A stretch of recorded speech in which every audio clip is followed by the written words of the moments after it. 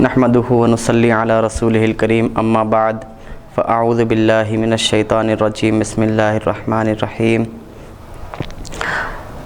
बाबुल इल्म Anwaria educational society के ज़ेर एहतमाम चलने वाले इदारे जामिया अनवारिया के तहत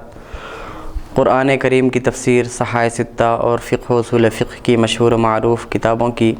वीडियो रिकॉर्डिंग का सिलसिला जारी हो चुका है। उसकी एक सुनहरी कड़ी सुनन इब्न माजा की ये 66वीं नशिस्त 66th एपिसोड आपकी खिदमत में पेश है। पिछले एपिसोड में हमारी गुफ्तगू चल रही थी ज़ियारत क़ुबूर के सिलसिले में।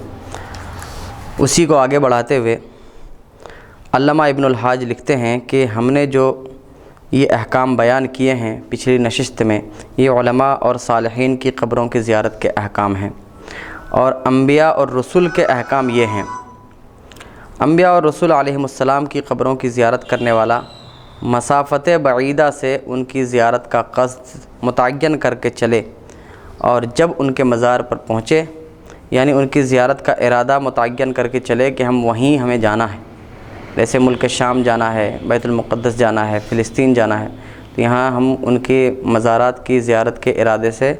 वहाँ जा सकते हैं। तो इरादा करके चलें और जब उनके मज़ार पर पहुँचें तो इंतहाई ज़िल्लत, आजिज़ी, फ़क़्र व फ़ाक़ा और नहायत खुज़ू और खुशू के साथ आए और हुज़ूर क़ल्ब के साथ हाज़िर हो, यानी दिल उन्हीं की तरफ लगा हुआ हो और सर की आँख से इनका मुशाहदा ना करे, दिल की आँख से उन्हें देखे, क्योंकि उनके अजसाम मुबारका बोसीदा होते हैं, ना मुतग़य्यर होते हैं। यानी अम्बिया किराम अलैहिमुस्सलाम की वो ज़ात है जिनके जिस्म सही सलामत उनकी क़ब्रों में होते हैं। ख़ुद अल्लाह के रसूल सल्लल्लाहु तआला अलैहि वसल्लम ने इरशाद फरमाया, इन्नमा हर्रमा अलल अर्दि अन ताकुला अजसादल अंबिया, इन्नल्लाह हर्रमा अलल अर्दि अन ताकुला अजसादल अंबिया फ़नबियुल्लाहि हय्युन युरज़क़। बेशक अल्लाह तबारक व तआला ने अम्बिया किराम के जिस्मों को खाना ज़मीन के ऊपर हराम कर दिया है, तो अल्लाह के नबी ज़िंदा हैं और रिज़्क़ पाते हैं। फिर अल्लाह वहाँ पहुँचने के बाद अल्लाह तबारक व तआला की हम्दो सना करे, ऐसी हम्दो सना जो उसकी शान के लायक हो। फिर उन पर सलावात भेजे, फिर उनके तमाम असहाब और क़यामत तक उनके तमाम पैरवी करने वालों के लिए रिज़वान और रहमत की दुआ करे। फिर अपनी हाजात की तकमील और अपनी ज़रूरतों के मुकम्मल होने, पूरे होने और अपने गुनाहों की मग़फ़िरत के लिए अल्लाह तबारक व तआला की बारगाह में इनका वसीला पेश करे। फिर इनसे शफ़ाअत तलब करे और अपनी हाजात इन पर पेश करे और इनकी बरकत से दुआ की मकबूलियत पर यकीन रखे और इस बारे में अपना हुस्न ज़न क़वी रखे, यानी इस बारे में अक़ीदा ये रखे कि अल्लाह तबारक व तआला इन दुआओं को जो हमने इनके वसीले से मांगी है ज़रूर पूरा फरमाएगा, क्योंकि अम्बिया अलैहिमुस्सलाम अल्लाह तबारक व तआला की बारगाह का खुला हुआ दरवाज़ा हैं और अल्लाह सुब्हानहु व तआला की ये आदत जारी रही है कि वो अपने नबियों के हाथों से और उनके वास्ते और सबब से बंदों की हाजतें पूरी फरमाता है। और जो शख्स ख़ुद अम्बिया अलैहिमुस्सलाम के मज़ारात मुक़द्दसा तक न पहुँच सके, वो उनकी बारगाह में सलाम भेजे और अपनी हाजतों और अपने गुनाहों की मग़फ़िरत और अपने अयूब की पर्दा पोशी के लिए उनसे शफ़ाअत की दरख्वास्त करे। जो आयब हमारे हैं, जो दूसरों पर खुल जाएं तो हम शर्मिंदगी महसूस करें, हमें परेशानी हो, तो किसी तरह का भी आयब, दुनियावी, जिस्मानी, रूहानी, किसी तरह का भी आयब,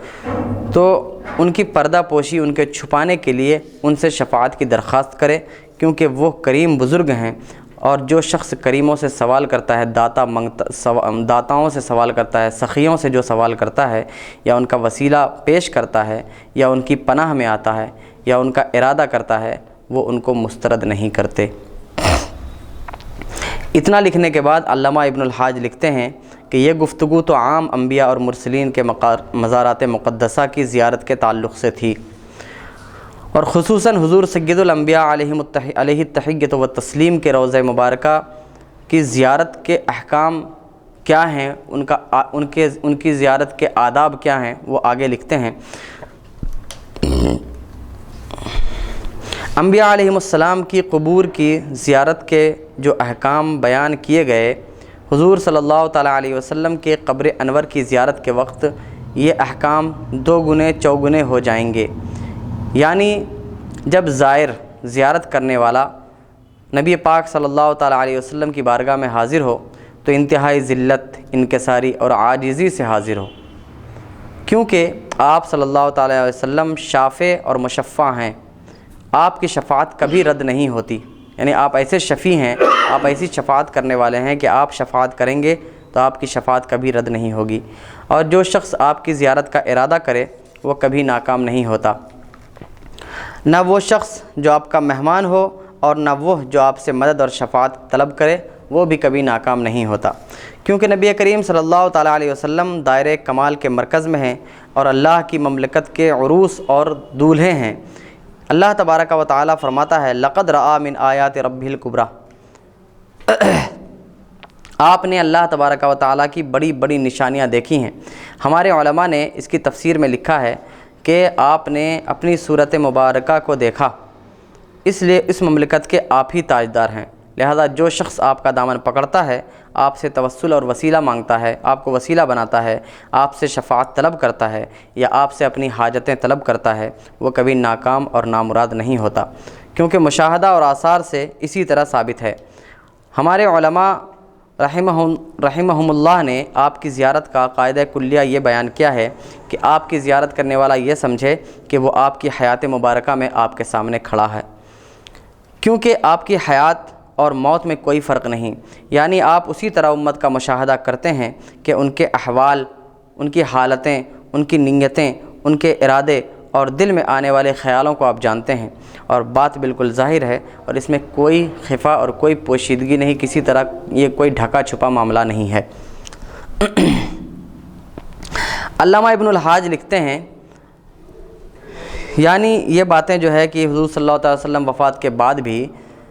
اپنی امت کا مشاہدہ کرتے ہیں، جو شخص رسول اللہ صلی اللہ علیہ وسلم سے کچھ اپنی حاجتیں طلب کرے رسول اللہ اسے عطا فرماتے ہیں۔ ان باتوں کو دیکھ کر اگر کوئی یہ اعتراض کرے کہ یہ سب اللہ تعالیٰ کی صفتیں ہیں، رسول کے لیے کیسے کہی گئیں، تو اس کے سلسلے میں علامہ ابن الحاج لکھتے ہیں اگر کوئی شخص یہ اعتراض کرے کہ یہ صفات تو اللہ تبارک و تعالیٰ کے ساتھ خاص ہیں، تو اس کا جواب یہ ہے کہ جو مسلمان بھی آخرت کی طرف منتقل ہو جاتا ہے تو وہ بالعموم زندوں کے احوال پر مطلع ہوتا ہے، یعنی جو انسان، جو مسلمان مر جاتا ہے، مرنے کے بعد ان کے زندے، ان کے بیٹے، ان کی بیوی، ان کے بھائی بہن، بچے جو کچھ بھی کر رہے ہوتے ہیں دنیا میں، ان سب کی حالتوں کو وہ جان رہے ہوتے ہیں۔ اس کے بعد علامہ ابن الحاج نے اس مسئلے پر تفصیل سے روشنی ڈالی اور عرض اعمال کی حدیث سے رسول اللہ صلی اللہ علیہ وسلم کے علم پر استدلال کیا، یعنی ایک حدیث میں رسول اللہ صلی اللہ علیہ وسلم نے فرمایا کہ میری امت جو کچھ بھی کرتی ہے دن میں وہ شام کے وقت مجھے مکمل طور پر پیش کیا جاتا ہے، پھر جو رات میں کرتی ہے وہ صبح کے وقت مجھے مکمل طور پر پیش کیا جاتا ہے۔ تو اس حدیث سے استدلال کرتے ہیں۔ اس کے بعد لکھتے ہیں کہ نبی کریم صلی اللہ تعالیٰ علیہ وسلم کا وسیلہ تلاش کرنے سے گناہ جھڑتے ہیں اور خطائیں معاف ہوتی ہیں، کیونکہ اللہ تعالیٰ کے حضور میں، اللہ تعالیٰ کی بارگاہ میں رسول اللہ صلی اللہ تعالیٰ علیہ وسلم کی شفاعت کی جو عظمت ہے اس کے مقابلے میں کوئی گناہ بڑا نہیں، یعنی نبی کریم صلی اللہ تعالیٰ علیہ وسلم کی شفاعت کا جو مرتبہ اللہ تبارک و تعالیٰ کے یہاں ہے، اس کے مقابلے میں کوئی گناہ ان کی شفاعت کے اتنا بڑا نہیں۔ اس لیے زیارت کرنے والا خوش ہو، اے اللہ اپنے نبی کے توسل سے ہمیں نبی صلی اللہ تعالیٰ علیہ وسلم کی شفاعت سے محروم نہ کرنا، اور جو شخص اس کے خلاف عقیدہ رکھتا ہے وہ محروم ہے۔ کیا اس نے نہیں سنا کہ اللہ تبارک و تعالیٰ فرماتا ہے وَلَوْ أَنَّهُمْ إِذْ ظَلَمُوا أَنفُسَهُمْ جَاءُوكَ فَاسْتَغْفَرُوا اللَّهَ وَاسْتَغْفَرَ لَهُمُ الرَّسُولُ لَوَجَدُوا اللَّهَ تَوَّابًا رَحِيمًا، یعنی اگر مومنین اپنے جانوں پر ظلم کریں، اپنی جان پر ظلم کریں تو وہ آپ کی بارگاہ میں آئیں، وہ اللہ تبارک و تعالیٰ سے استغفار کریں، معافی طلب کریں، مغفرت طلب کریں، اور رسول بھی ان کے لیے مغفرت طلب کر دیں، تو وہ اللہ کو ضرور توبہ قبول کرنے والا مہربان پائیں گے۔ یہ اس آیت مقدسہ کا معنی ہے۔ تو جو شخص زیارت کے لیے آئے وہ دروازے پر کھڑا ہو اور آپ کا وسیلہ تلاش کرے تو اللہ تبارک و تعالیٰ کو توبہ قبول کرنے والا پائیں گے، کیونکہ اللہ تبارک و تعالیٰ وعدہ خلافی سے پاک ہے، اور اللہ تعالیٰ نے وعدہ کیا ہے کہ جو آپ کے پاس آیا اور توبہ کی اور آپ سے شفاعت طلب کی اور آپ نے اس کی شفاعت بھی کر دی تو اللہ تبارک و تعالیٰ اسے بخش دے گا۔ اور اس بات کی حقانیت سے، اس بات کے سچ ہونے سے صرف وہی شخص انکار کر سکتا ہے جو اللہ تبارک و تعالیٰ اور اس کے رسول کا معاند ہو، اس سے عناد اور بغض اور دشمنی رکھتا ہو، تو وہی شخص اس بات کا انکار کر سکتا ہے کہ رسول اللہ صلی اللہ تعالیٰ علیہ وسلم کو اللہ تبارک و تعالیٰ نے ایسا شفیع بنایا ہے، ایسا شفاعت کرنے والا بنایا ہے کہ وہ جس کے لیے شفاعت اور سفارش کر دیں اللہ تبارک و تعالیٰ ان کے گناہوں کو معاف فرما دیتا ہے۔ سبحان اللہ، سبحان اللہ۔ بلکہ مفتی صاحب، میں ایک حدیث شریف جو ہے ایک مسجد میں پڑھا تھا، یا مسجد کے ایک لیفٹ سائڈ میں امام صاحب جو ہے نماز پڑھاتے ہیں، جو محراب ہے اس کے لیفٹ سائڈ میں اور ایک رائٹ سائڈ میں 2 احادیث مبارک لکھی ہوئی تھی۔ کتاب کا حوالہ بھی ہے لیکن حوالہ میرے ذہن میں نہیں ہے۔ اس میں یہ حدیث مبارکہ ہے کہ حضور اکرم صلی اللہ علیہ وسلم ارشاد فرماتے ہیں، جو شخص میری قبر مبارک کی زیارت کرے گا اس پر میری شفاعت واجب ہو گئی، یعنی اب میں اس کی شفاعت کروں گا۔ اور ایک حدیث مبارک یہ لکھی ہوئی تھی کہ حضور صلی اللہ علیہ وسلم ارشاد فرماتے ہیں کہ جو شخص میری قبر کی یعنی میرے قبر کی زیارت نہ کرے اس شخص پر میری شفاعت حرام ہے۔ تو بعض ہمارے محدثین یہ فرماتے ہیں، بعض علماء یہ فرماتے ہیں کہ حضور اکرم صلی اللہ علیہ وسلم جب یہ فرما دیے، آپ کا یہ ارشاد ہے، آپ کی حدیث مبارک ہے، آپ کا قول ہے کہ جو شخص میری قبر کی زیارت کرتا ہے اس شخص پر میری شفاعت واجب ہو جاتی ہے، یعنی میں اس کی ضرور شفاعت کروں گا۔ تو محدثین اس حدیث مبارک کی روشنی میں یہ فرماتے ہیں کہ اب یہ شخص کے خاتمہ ایمان پر ہونے کی سند، گارنٹی اور ضمانت اللہ کے رسول صلی اللہ علیہ وسلم عطا فرما رہے ہیں، جبکہ بڑے بڑے اولیاء اللہ، یہاں تک کہ میں سنا ہوں کہ انبیاء علیہ السلام بھی جو ہے یہ امت کی تعلیم کے لیے ہے کہ حضرت خضر علیہ السلام یا خیر کوئی بزرگ خواب میں یہ دیکھے پوچھے، کچھ ایسا واقعہ ہے میں اپنے حضرت سے سنا کہ حافظ و قاری 7 عشرہ سید محمد عبد القادر الجیلانی الحسینی حفظہ اللہ، جو میرے استاد محترم بھی ہیں، حقیقی چچا بھی ہیں اور پیر و مرشد بھی ہیں، وہ حضرت ہی فرمائے تھے کہ حضرت خضر علیہ السلام کم و پیش کئی 100 انبیاء علیہ السلام سے یہ پوچھے کہ آپ کو کس بات کا زیادہ ڈر تھا، خوف تھا، تو فرمائے کہ ہمیں سب سے زیادہ ڈر اور خوف ایمان پر خاتمے کا تھا۔ انبیاء علیہ السلام کا خاتمہ اللہ کی مدد سے 100% ایمان پر ہی ہوگا، لیکن آنے والی نسل امت کی تعلیم کے لیے ہے کہ یہ بتا رہے ہیں کہ ایمان پر خاتمہ ہونے کی کتنی بڑی اہمیت ہے، یہ بتانا چاہتے ہیں۔ تو آپ اندازہ لگائیے، تو ہمیں اندازہ یہ لگانا چاہیے کہ حضور سرور کائنات صلی اللہ علیہ وسلم یہ ضمانت دے رہے ہیں کہ میں اس شخص کی شفاعت کروں گا جو میری قبر مبارک کی زیارت کرے گا۔ تو یعنی گویا کہ اب وہ بے فکر ہو جائے کہ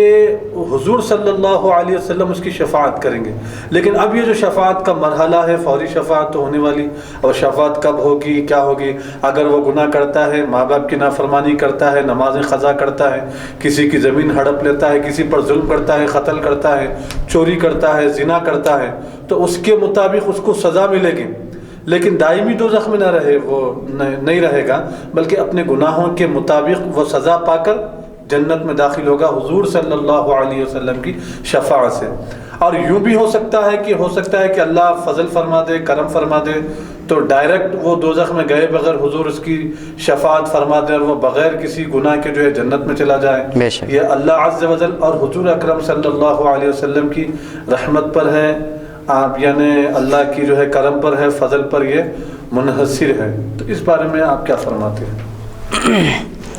یہ تو حدیث ہے، رسول اللہ صلی اللہ علیہ وسلم نے فرمایا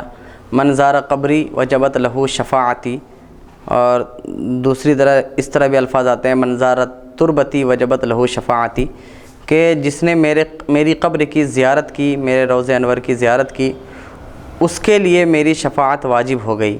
یعنی رسول اللہ صلی اللہ علیہ وسلم نے اس کی شفاعت کرنا اپنے اوپر واجب قرار دیا ہے کہ جو شخص رسول صلی اللہ علیہ وسلم کی قبر کی زیارت کی نیت سے آئے گا۔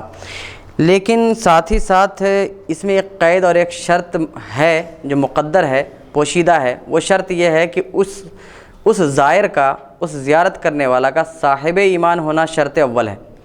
جو شخص رسول اللہ صلی اللہ علیہ وسلم کی زیارت کرے گا ایمان کی حالت میں، مومن جو بھی زیارت کرے گا رسول اللہ صلی اللہ تعالیٰ علیہ وسلم اس کی شفاعت کریں گے۔ اور ساتھ ہی ساتھ یہ بھی ہو سکتا ہے کہ کوئی اگر کافر اپنے دل میں رسول اللہ صلی اللہ تعالیٰ علیہ وسلم کا بغض نہ رکھتے ہوئے اگر رسول اللہ صلی اللہ علیہ وسلم کے روضے کی زیارت کر لے تو ہو سکتا ہے کہ اللہ تبارک و تعالیٰ اسے ایمان کی دولت عطا فرمائے۔ لیکن جو شخص پہلے سے ہی رسول اللہ صلی اللہ تعالیٰ علیہ وسلم کے رسول اللہ صلی اللہ علیہ وسلم سے بغض رکھتا ہے، اپنے دل میں ان سے عداوت رکھتا ہے، دشمنی رکھتا ہے، ان کے اوصاف میں، ان کے صفات میں کیڑے نکالتا ہے، ان کی ذات میں کیڑے نکالنے کی کوشش کرتا ہے، رسول اللہ صلی اللہ تعالیٰ علیہ وسلم کی ذات میں عیب ڈھونڈتا ہے، ان کی عظمت کو گھٹانے کی سوچتا ہے، کوشش کرتا ہے، جبکہ اللہ خود فرماتا ہے وَرَفَعْنَا لَكَ ذِكْرَكَ کہ وَلَلْآخِرَةُ خَيْرٌ لَكَ مِنَ الْأُولَىٰ کہ آپ کی ہر آنے والی گھڑی، آپ کا ہر آنے والا لمحہ پچھلے لمحے سے بہتر ہے۔ تو اللہ اپنے رسول کو ہر لمحہ بڑھا رہا ہے، پھر بھی جو رسول کے شان میں ایسا کرنا چاہتا ہے، پتہ نہیں کیوں، کس لیے، اس کی وجہ کیا ہے، یا اللہ نے ہی اس سے ہدایت چھین لی ہے، یا پھر یہ کہ وہ جان بوجھ کر اپنی ہدایت کو گمراہی سے بیچ رہے ہیں، گمراہی کے بدلے میں ہدایت کو بیچ رہے ہیں، پتہ نہیں جو بھی وجہ ہو، لیکن جو ایسا کرتا ہے رسول اللہ صلی اللہ علیہ وسلم کی زیارت کرنے کے بعد بھی اسے شفاعت رسول نصیب نہیں ہوگی، کیونکہ ایسے لوگ جو رسول سے دشمنی رکھتے ہیں وہ یہ بھی مانتے ہیں کہ رسول شفاعت نہیں کریں گے، رسول کی شفاعت نہیں ہے، رسول شفاعت نہیں کر سکتے۔ تو جو خود نہ مانتا ہو رسول کی شفاعت کو تو رسول کی شفاعت ان کے اوپر حرام ہے، رسول ان کے لیے شفاعت نہیں فرمائیں گے۔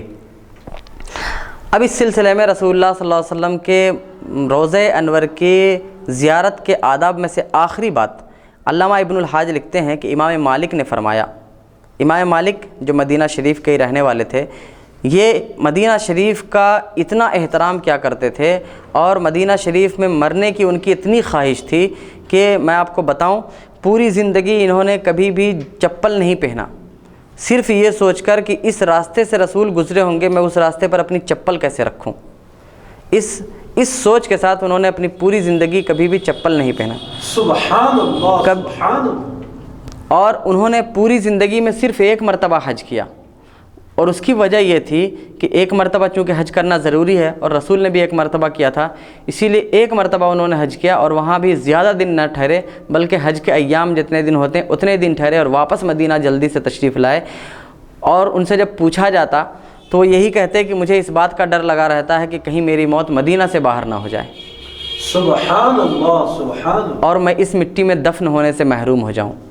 حضرت امام مالک کا حال یہ تھا کہ اللہ کے رسول کا مدینہ جو حرم مدینہ کہلاتا ہے،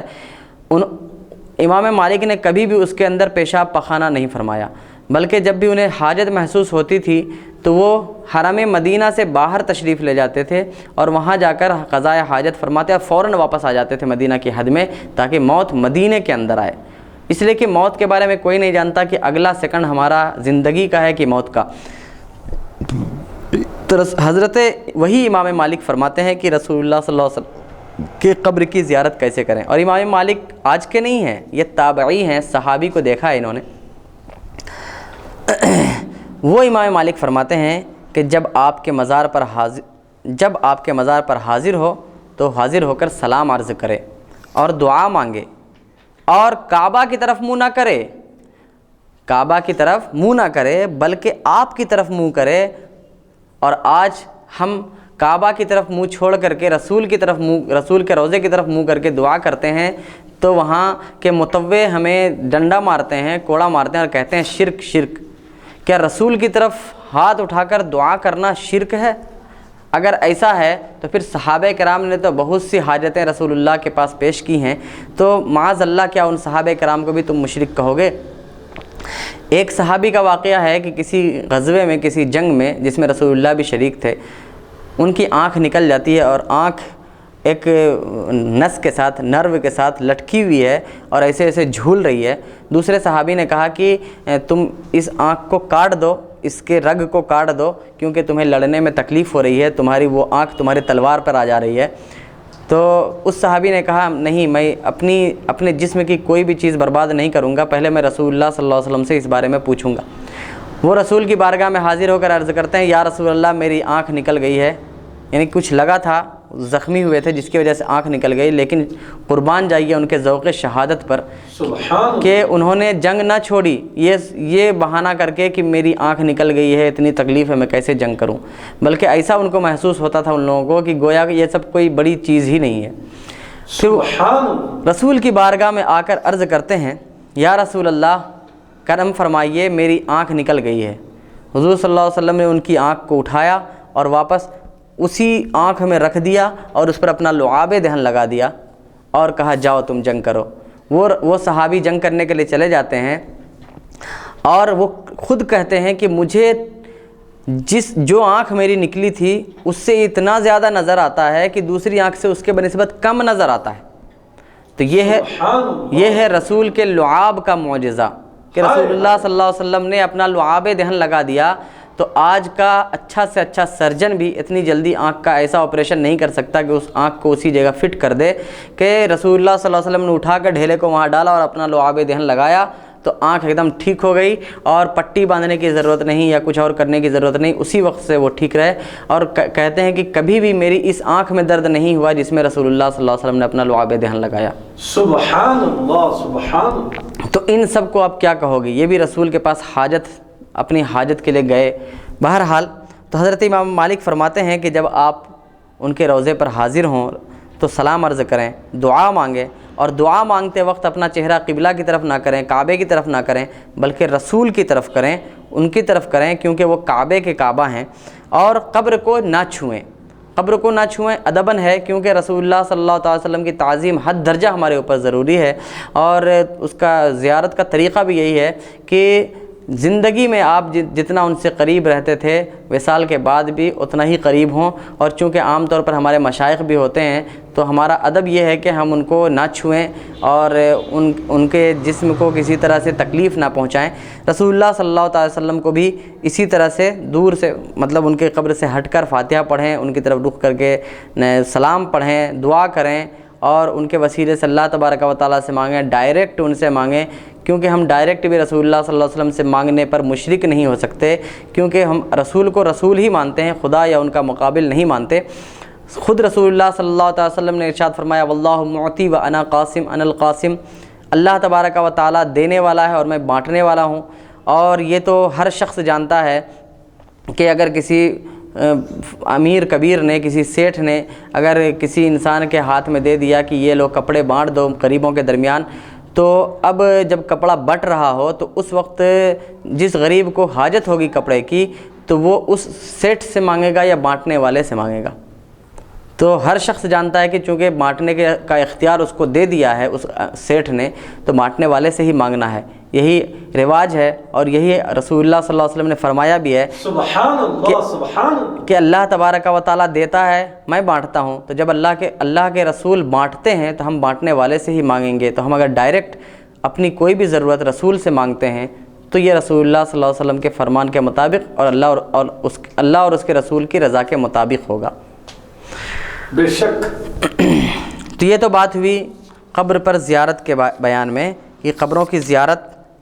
کرنے کا انداز کیا ہونا چاہیے، اور ساتھ ہی ساتھ عورتوں کے سلسلے میں بھی بتاتا چلوں کہ عورتوں کے لیے قبر کی زیارت کرنا کیسا ہے۔ تو اس سلسلے میں ہمارا نظریہ یہ ہے کہ عورتیں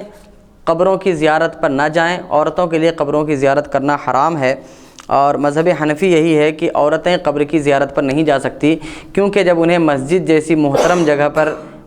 جانے سے روک دیا گیا صرف اس وجہ سے کہ فتنے کا اندیشہ ہے، تو وہاں تو اور زیادہ فتنے کا اندیشہ ہے، لہذا عورتیں بھی قبروں کی زیارت پر نہیں جا سکتی۔ دوسری وجہ یہ بھی ہے کہ رسول اللہ صلی اللہ تعالیٰ علیہ وسلم نے ارشاد فرمایا کہ حدیث ہے لعن رسول اللہ صلی اللہ تعالیٰ علیہ وسلم زوارات القبور، کہ رسول اللہ صلی اللہ تعالیٰ علیہ وسلم نے قبر کی زیارت کرنے والی عورتوں پر لعنت بھیجی ہے۔ لیکن ان سب کے باوجود سرکار مدینہ سرور قلب و سینہ سیدی روحی فدا احمد مجتبیٰ محمد مصطفیٰ صلی اللہ تعالیٰ علیہ وسلم کے روضہ انور کی زیارت ہر عورت کر سکتی ہے، یہ اس کے نصیبے کی بات ہے کہ جس عورت کو بھی یہ زیارت نصیب ہو تو وہ وہاں جائے، ان کی قبر انور کی زیارت کرے، کیونکہ ایک نبی کے لیے اپنے رسول کی زیارت کرنا یہ جس طرح زندگی میں جائز ہے اسی طرح ان کے وصال کے بعد بھی جائز ہے۔ یہ صرف ایک پردہ ہے جو ہمارے درمیان ہماری آنکھوں میں ڈال دیا گیا ہے کہ ہم رسول کو دیکھ نہیں سکتے، ورنہ رسول ہمارے درمیان اسی طرح ہیں جیسا کہ ان کی اپنی زندگی میں حیات ظاہری میں ہمارے درمیان تھے۔ میرا ایک سوال ہے کہ حضرت بی بی عائشہ رضی اللہ عنہا وہ عرض کرتی ہیں حضور اکرم صلی اللہ علیہ وسلم سے کہ یا رسول اللہ ہم قبروں کی زیارت کریں؟ تو اللہ کے رسول صلی اللہ علیہ وسلم ارشاد فرماتے ہیں، اے عائشہ میں نے قبروں کی زیارت کرنے سے منع کیا ہے، اب تم زیارت کر سکتی ہو، لیکن اس کے آداب بتائے گئے ہیں۔ اور روایتوں میں یہاں تک آیا ہے کہ غالباً بخاری شریف کی روایتیں ہیں کہ حضرت بی بی عائشہ رضی اللہ عنہا جب حضور اکرم صلی اللہ علیہ وسلم جو ہے آپ کی قبر انور کی آپ کے پردہ فرمانے کے بعد وہ زیارت کرنے کے لیے حاضر ہوتی تھی، پھر حضرت ابو بکر صدیق رضی اللہ عنہ کے وصال مبارک کے بعد بھی وہ زیارت کرنے کے لیے حاضر ہوتی تھی، جب حضرت عمر فاروق رضی اللہ عنہ جب وہ جو ہے دفن ہوئے تو اس کے بعد آپ نقاب لگا کر یعنی پورا اہتمام کے ساتھ پردے وغیرہ کے ساتھ وہ جو ہے حاضر ہو کر حضور اکرم صلی اللہ علیہ وسلم کی زیارت کیا کرتی تھی، اور صدیق اکبر رضی اللہ عنہ کی بھی وہ زیارت کیا کرتی تھی۔ تو پھر اور ایک چیز یہ ہے کہ نہ صرف حضور اکرم صلی اللہ علیہ وسلم حضرت بی بی عائشہ رضی اللہ عنہا کو زیارت کرنے کی اجازت دی، بلکہ اس کے ساتھ حضور نے یہ بھی ارشاد فرمایا ہے کہ اے عائشہ جب تم قبوروں کی زیارت کرنے کے لیے جاؤ تو یہ دعا پڑھو، اور وہاں پر یہ بھی 11 مرتبہ سورہ اخلاص کی تلاوت کرو، کیونکہ جو شخص 11 مرتبہ سورہ اخلاص کی تلاوت کرے گا اور مطلب اس کا ثواب وہاں پر جتنے مرحومین مدفون ہیں دفن ہیں ان کو پہنچائے گا تو اتنا ہی ثواب ملے گا جتنا کہ وہ وہاں پر مردے یا جو بھی لوگ وہاں پر دفن ہیں مدفون ہیں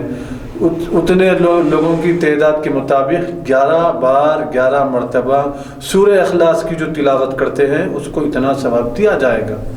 تو یہ بھی ایک روایت ہے۔ پھر حرام کی جو روایت ہے تو حرام میں شمالی ہند اور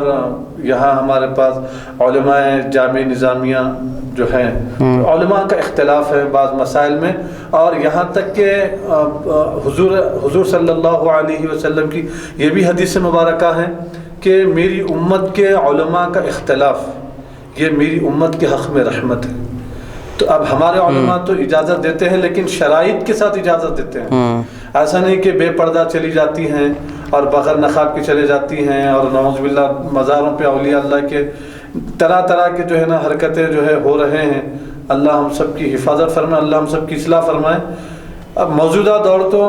نہیں کرنا بہتر ہے دور حاضر کے اعتبار سے، کیونکہ بعض مسائل ایسے ہیں شریعت میں لچک ہے، بعض موقعوں پہ بعض چیز حرام ہوتی ہے جائز نہیں ہوتی، لیکن بعض موقع کی مناسبت سے اس کی اجازت مل جاتی ہے، اس کی ایک علت نکل جاتی ہے، تو حالات اور تقاضوں کے لحاظ سے مسائل بدل جاتے ہیں۔ تو اب یہ ایک حدیث مبارک، اور آپ جو فرمائیں کہ جو قبروں کی زیارت کرتی ہوئی عورت پر لعنت بھیجی گئی ہے، تو اس میں محدثین یہ بھی فرماتے ہیں کہ حضور اکرم صلی اللہ علیہ وسلم جس وقت لعنت فرمائی ہے تو وہ ابتدائی زمانہ تھا کہ لوگ ابھی جو ہے بت پرستی بتوں کی پوجا وغیرہ چھوڑ کر اسلام میں داخل ہوئے تھے، تو حضور اکرم صلی اللہ علیہ وسلم نے اسی لیے منع فرمایا تھا۔ اب جب صحابہ ایمان میں کامل ہو گئے، پختہ ہو گئے، مضبوط ہو گئے، تو اس کے بعد حضور صلی اللہ علیہ وسلم نے اجازت دی، تو وہ لعنت والی جو حدیث ہے وہ منسوخ ہو چکی ہے۔ اب جو قبور کی خبروں کی زیارت کرنے والی جو حدیث مبارک ہے وہ ناسخ ہے، اس کا امپلیمنٹ قیامت تک جاری رہے گا، تو ایسا فرماتے ہیں۔ اس بارے میں آپ کیا فرماتے ہیں؟ ایک حدیث ہے کنت نہیتکم عن زیارت القبور فزوروہا، کہ میں نے تمہیں قبروں کی زیارت کرنے سے منع کیا تھا تو اب ان کی زیارت کرو۔ اس حدیث کے عموم میں سب داخل ہوتے ہیں، مرد بھی اور عورت بھی، کیونکہ جب ہمیں کوئی حکم شرعی ملتا ہے تو یا ایھا الذین آمنو یعنی مردوں کے صیغے سے خطاب ہوتا ہے، مردوں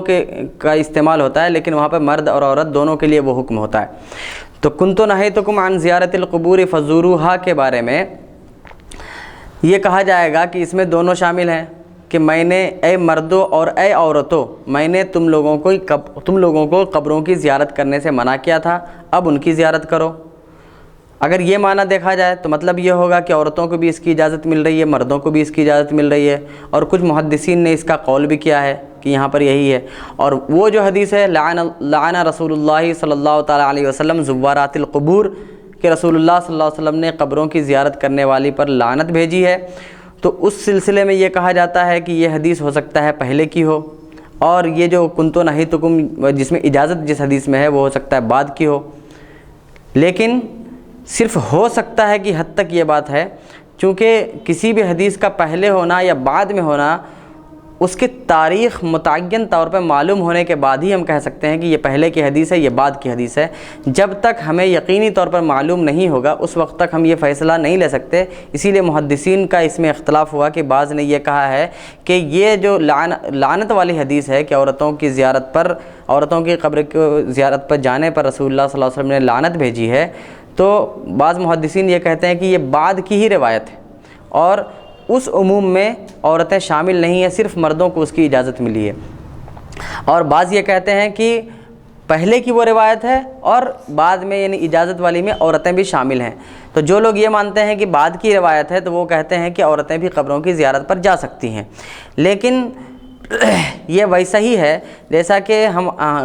رسول اللہ صلی اللہ تعالیٰ علیہ وسلم کے زمانے میں عورتیں جب ان کے اندر کسی طرح کا کوئی عیب نہیں آیا تھا، وہ پاک باز ہوا کرتی تھیں، نیک تینت ہوا کرتی تھیں، نیک فطرت ہوا کرتی تھیں، تو رسول اللہ صلی اللہ تعالیٰ علیہ وسلم کے ساتھ ان کے ساتھ جماعت میں شریک ہو کر انہیں نماز پڑھنے کی اجازت تھی۔ لیکن پھر جب انہی عورتوں کے اندر ہی یہ خرابیاں آئیں، ان کے اندر فتنے کا اندیشہ ہونے لگا، تو حضرت عمر بن خطاب رضی اللہ تعالیٰ عنہ نے، جن کا زمانہ رسول سے بہت دور نہیں ہے، یعنی کہ وہ زمانہ صحابیات اور تابعیات کا ہے، انہیں جب حضرت عمر فاروق نے روک دیا مسجد آنے سے، مسجد جیسی جگہ آنے سے، وجہ صرف اس کی یہ تھی کہ ان سے فتنہ کا اندیشہ تھا، تو ان کے جب فتنہ مسجد میں ہے تو مزارات کی حاضری پر فتنہ نہیں ہوگا، اس لیے کہ وہ لوگ مسجد بھی آتی تھیں تو کھلے عام نہیں آتی تھیں، با پردہ ہو کر مسجد آتی تھیں، اور پردے کی حالت میں نماز پڑھنے کے لیے مسجد آتی تھیں، پھر بھی حضرت عمر نے انہیں روک دیا۔ وجہ یہ تھی کہ پردہ کر کے آنے کے بعد بھی فتنے کا ڈر تھا، اسی لیے حضرت عمر نے روکا، اور آج تک وہ سلسلہ جاری ہے۔ تو اسی لیے پردے کی حالت میں بھی اگر وہ مزارات پر جائیں گی تب بھی وہی اندیشہ فتنے کا رہے گا۔ لہذا اسی حدیث کے تحت ابن ماجہ شریف کی جو شرح انجاح الحاجہ ہے، جو اسی کے ساتھ لکھی ہوئی ہے اس کتاب میں، ابن ماجہ جو بڑا نسخہ ہے، قدیم نسخہ ہے، اس میں صاف طور پر لکھا ہے کہ اگرچہ محدثین کے دو گروہ ہوئے، لیکن آج کے دور میں فتنے سے بچنے کے لیے یہی زیادہ بہتر ہے کہ انہیں قبروں کی زیارت کی اجازت نہ دی جائے، ان کے لیے وہ ویسے ہی رکھا جائے کہ عورتوں کے لیے قبروں کی زیارت کرنا جائز نہیں۔ جہاں تک حضرت عائشہ صدیقہ رضی اللہ تعالی عنہا کا قبر کی زیارت کو جانا ہے، تو پہلی بات تو وہ حدیث کہ حضور صلی اللہ علیہ وسلم کی قبر کی زیارت کے لیے جاتی تھیں، تو سب سے پہلی بات یہ کہ حضور صلی اللہ علیہ وسلم کی قبر کی زیارت کوئی بھی عورت کو منع نہیں ہے، جو عورت کرنا چاہے کر سکتی ہے۔ حضرت عائشہ کا یہ بھی کہنا کہ جب صرف رسول اللہ صلی اللہ علیہ وسلم تھے تو میں بے پردہ جایا کرتی تھی، تو اس کی وجہ یہ تھی کہ وہ ان کے شوہر ہیں، اور ان دونوں کے درمیان، اور یعنی انبیاء اور ان کی ازواج کے درمیان، اور خود حضرت علی اور فاطمہ کے درمیان کا جو نکاح ہے وہ ابد الآباد تک ہے، ہمیشہ جب تک دنیا ہے، بلکہ جنت میں بھی ان کا نکاح برقرار ہی ہے، موت کے بعد بھی ان کا نکاح برقرار ہے۔ تو اپنے شوہر کے حضور، اور دوسری بات یہ کہ حضرت عائشہ بھی ایک امتی ہیں رسول کی، جس طرح کی اور سب امت میں ہیں، اسی طرح اور ایک امتی عورت اپنے رسول کے بارگاہ میں بغیر پردے کے بھی جا سکتی ہے، اسی لیے حضرت عائشہ کا جانا کوئی قباحت نہیں۔ پھر لیکن جب وہاں پر حضرت عمر کو جب دفن کیا جاتا ہے تب ان کا پردہ کرنا اس بات کی دلیل ہے کہ رسول کی بارگاہ میں ہی وہ جاتی تھی قصد کر کے، ان کا مقصد رسول کی بارگاہ میں جانا ہوتا تھا، عمر کی بارگاہ میں نہیں۔ اگر حضرت عمر کے مزار پر جانا ان کا مقصد رہتا تو کہہ سکتے تھے کہ وہ قبروں کی زیارت کے لیے جا رہی ہیں، یعنی رسول بی بی عائشہ رضی اللہ عنہا جو سوال کی تھی وہ حضور صلی اللہ علیہ وسلم کی ظاہری حیات مبارکہ، وہ اجازت طلب کی تھی حضور سے، تو وہ جو حدیث ہے حضرت عائشہ کی خصوصیت پہ محمول کیا، یعنی حضور صلی اللہ علیہ وسلم سے حضرت عائشہ نے قبروں کی زیارت کی اجازت مانگی، تو قبروں کی زیارت کی اجازت، میں نے جو حدیثیں پڑھی ہیں اس میں حضرت عائشہ صدیقہ رضی اللہ تعالیٰ عنہ سے مروی اگر حدیث ہو بھی، یعنی حضرت عائشہ سے مروی ہو اگر کنتو نہیتکم عن زیارت القبور فزوروہا، تو وہاں پہ بھی یہی کہا جائے گا کہ رسول اللہ صلی اللہ تعالی وسلم نے وہاں اجازت دی، اس کو ایسا ہی محمول کیا جائے جیسا کہ مسجد میں جماعت کی حاضری میں عورتوں کا آنا، یہاں یعنی اس وقت عورتوں میں فتنے کا اندیشہ نہیں تھا، لیکن آج مشاہدہ یہ ہے میرا کہ بہت سے مزارات پر جو عورتیں اور لڑکیاں آتی ہیں تو وہاں ایسا ہوتا ہے کہ ان کا کسی دوسرے لڑکے سے چکر چل جاتا ہے اور وہ مزار حاضری کے لیے آتی ہیں اور وہاں سے بھاگ بھی جاتی ہیں اور وہ لے کے غائب ہو جاتے ہیں، اور اس طرح بہت میلے ٹھیلے جو لگتے ہیں مزارات پر، تو اس میں لڑکوں سے زیادہ لڑکیاں نظر آتی ہیں، مردوں سے زیادہ عورتیں نظر آتی ہیں۔ اس کی وجہ یہ ہے کہ ان کو گھومنے کے لیے چاہیے، گھومنے کی جگہ وہ جانا چاہتی ہیں۔ سب عورتوں کے بارے میں نہیں کہہ رہا، لیکن 80% ایسی عورتیں ہوتی ہیں جو صرف گھومنے کے لیے جانا چاہتی ہیں۔ ورنہ آپ بتائیے، اگر وہ مزارات پر حاضری کے لیے جا رہی ہیں تو مزار کی حاضری کا مطلب ہوتا ہے خشوع خضوع کے ساتھ، عاجزی انکساری کے ساتھ صاحب مزار کی بارگاہ میں حاضر ہونا، رب تعالیٰ سے دعا کرنا۔ لیکن یہاں ایسا ہوتا ہے کہ بن سنور کے سنگار کر کے اور پورا لپسٹک وغیرہ لگا کر جانا، اچھے اچھے کپڑے پہن کر جانا، اس کے بغیر جانا ادھورا سمجھا جاتا ہے۔ تو یہ مزار کی حاضری مقصود ہوتی ہے یا کچھ اور؟ تو صاف طور پہ یہی کہا جائے گا کہ یہ فتنہ ہے، اسی لیے نہ اجازت دی جائے عورتوں کو قبروں پر جانے کی، یہی بہتر ہے۔ اور شمالی ہند کے علماء تو واقعی اجازت نہیں دیتے، اور جانا کسی کا اس کا اپنا عمل ہے۔ اگر ہمارے منع کرنے کے بعد بھی کوئی عورت جاتی ہے تو وہ اس کا اپنا عمل ہے، اس پر ہمیں یا ہمارے اہل سنت کا مواخذہ نہیں ہو سکتا، اور یعنی اہل سنت میں سے کسی بھی عالم سے یہ پکڑ نہیں ہو سکتی کہ آپ اس بات کی اجازت دے رہے ہیں، کیونکہ ہم نے کیا، ہمارے احناف میں یہ اجازت ہی نہیں ہے کہ یعنی شمالی ہند یا جنوبی ہند کے علماء کا یہ مسئلہ ہی نہیں ہے۔ احناف کے ہاں یہ ہے کہ عورتیں قبر کی زیارت پر نہیں جا سکتی۔ اس بارے میں تفصیل کے ساتھ فتاوی رضویہ شریف میں اعلیٰ حضرت نے بحث فرمائی ہے، اور ایک کتاب ہی ہے باضابطہ نہی النساء عن زیارت القبور، کہ قبر پر عورتوں کی حاضری، مزارات پر عورتوں کی حاضری، اس بارے میں اعلیٰ حضرت کا ایک رسالہ ہے جو اردو میں بھی ملتا ہے، چھوٹا سا ہے، اس کو دیکھا جا سکتا ہے۔ یہ باب ختم ہوا۔ ہم نے جو ایک باب پڑھا تھا اس میں یہ تھا کہ رسول اللہ صلی اللہ تعالیٰ علیہ وسلم سے ایک شخص نے آ کر کہا کہ یا رسول اللہ، میرے والد تھے جو صلہ رحمی کیا کرتے تھے، فلاں چیزیں کرتے تھے، یعنی کہ غریبوں کو کھانا کھلانا، کپڑا پہنانا، اس طرح جو بھی نیک کام ہوتا ہے وہ کرتے تھے، تو وہ کہاں ہیں؟ تو رسول نے فرمایا تھا وہ جہنم میں۔ تو اس نے پوچھا تھا آپ کے اب کہاں ہیں؟ آپ کے ابو این ابوک، آپ کے والد، آپ کے اب کہاں ہیں؟ تو رسول اللہ صلی اللہ علیہ وسلم نے اس سے یہ فرمایا تھا کہ تم جس مشرک کے قبر کے پاس سے گزرو تو اسے جہنم کی بشارت دے دو۔ دوسری حدیث یہ تھی کہ رسول اللہ صلی اللہ علیہ وسلم فرماتے ہیں کہ میں نے اللہ تبارک و تعالیٰ سے اپنی ماں کے لیے مغفرت کی دعا کرنے کی اجازت مانگی تو اللہ تبارک و تعالیٰ نے اجازت نہیں دی، میں نے ان کی قبر کی زیارت کرنے کی اجازت مانگی تو اللہ تبارک و تعالیٰ نے مجھے اجازت دے دی۔ تو اس حدیث سے بھی ظاہری طور پر ایسا لگتا ہے کہ اللہ تبارک و تعالیٰ نے رسول کو حضرت آمنہ کے مغفرت کرنے کی اجازت اس لیے نہیں دی کہ معاذ اللہ وہ مشرکہ تھیں۔ تو اس سلسلے میں اہل سنت و جماعت کا، جمہور کا یہ موقف ہے، جمہور علماء کرام کا یہ موقف ہے کہ اللہ تبارک و تعالیٰ، اللہ کے رسول محمد مصطفیٰ صلی اللہ تعالیٰ علیہ وسلم کے والدین اور پیڑھی در پیڑھی حضرت آدم علیہ السلام تک جو بھی جن کے نسل سے رسول اللہ صلی اللہ علیہ وسلم ہیں، اس پیڑھی میں وہ سب کے سب ماں اور باپ دونوں موحد اور مومن تھے، اللہ پر ایمان رکھنے والے تھے۔ ان کے ایمان میں کسی طرح کی کوئی کمی نہیں، اور خود وہ رسول اللہ صلی اللہ تعالیٰ علیہ وسلم کبھی کسی زنا سے بھی نہیں آئے، یعنی پاک حالت میں آئے، نکاح سے آئے۔ نکاح کا جو نکاح کا جو بھی طریقہ جس امت میں رہا ہو، نکاح کا جو شرعی طریقہ ان کے یہاں رہا، اس ذریعے سے رسول اللہ صلی اللہ علیہ وسلم منتقل ہوتے ہوئے آئے۔ اور یہ خود آپ صلی اللہ علیہ وسلم نے ارشاد فرمایا لم ازل انقل من الاصلاب الطیبین الی الارحام الطاہرات، کہ میں پاک صلبوں سے، یعنی پاک باپ سے پاک ماؤں تک، ماؤں کے رحم تک منتقل ہوتا ہوا آیا۔ اور سب سے بڑی نجاست جو ہے وہ ہے شرک۔ تو رسول اللہ صلی اللہ علیہ وسلم کے ماں باپ اگر مشرک ہوتے تو وہ پھر پاک کیسے ہو سکتے تھے؟ سبحان اللہ، سبحان اللہ۔ اس لیے کہ شرک سے بڑی نجاست کچھ نہیں۔ ایک ہندو، ایک کافر کتنا بھی نہا لے وہ ناپاک ہی رہتا ہے۔ کیا بات ہے؟ یعنی ظاہری طور پر اگرچہ اس کا بدن پاک ہو جائے، لیکن حقیقت میں وہ ناپاک ہی مانا جائے گا، کیونکہ شرک سب سے بڑی نجاست ہے۔ تو اب دیکھیے اس بارے میں والدین مصطفیٰ کے ایمان کے سلسلے میں علامہ غلام رسول سعیدی صاحب کی تحقیق آپ کے سامنے پیش کی جاتی ہے۔ رسول اللہ صلی اللہ تعالیٰ علیہ وسلم کو اللہ تعالیٰ نے آپ کی والدہ ماجدہ کی قبر کی زیارت کی اجازت دی۔ اس سے ثابت ہوا کہ آپ کی والدہ ماجدہ مومن تھی، کیونکہ کفار کی قبر پر کھڑے ہونے سے اللہ تعالیٰ نے آپ کو منع فرمایا تھا۔ اللہ تبارک و تعالیٰ نے ارشاد فرمایا ہے، قرآن کریم میں ہے، لا تصلی علی احد منہم مات ولا تقم علی قبرہ، کہ اے رسول ان میں سے کوئی مر جائے، یعنی کافروں میں سے منافقوں میں سے کوئی مر جائے تو آپ ان کی کبھی نماز جنازہ مت پڑھیے گا، ولا تقم علی قبرہ، اور ان کی قبر پہ بھی کھڑے مت ہوئیے۔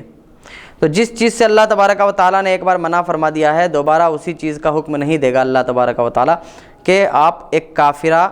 اور معاذ اللہ مطلب بتانا چاہ رہا ہوں کہ ایک کافرہ جو آمنہ ہیں ان کے مزار پر آپ کھڑے نہیں ہو سکتے، یہ حکم ہونا چاہیے تھا۔ لیکن اللہ تبارک و تعالیٰ نے آپ کو اپنی والدہ کی قبر کی زیارت کرنے کی اجازت دی۔ اس سے معلوم یہ ہوا کہ حضرت آمنہ ان میں سے نہیں تھیں جن کے لیے رسول اللہ صلی اللہ علیہ وسلم کو قبر پر کھڑا ہونا منع تھا، بلکہ وہ مومن تھیں۔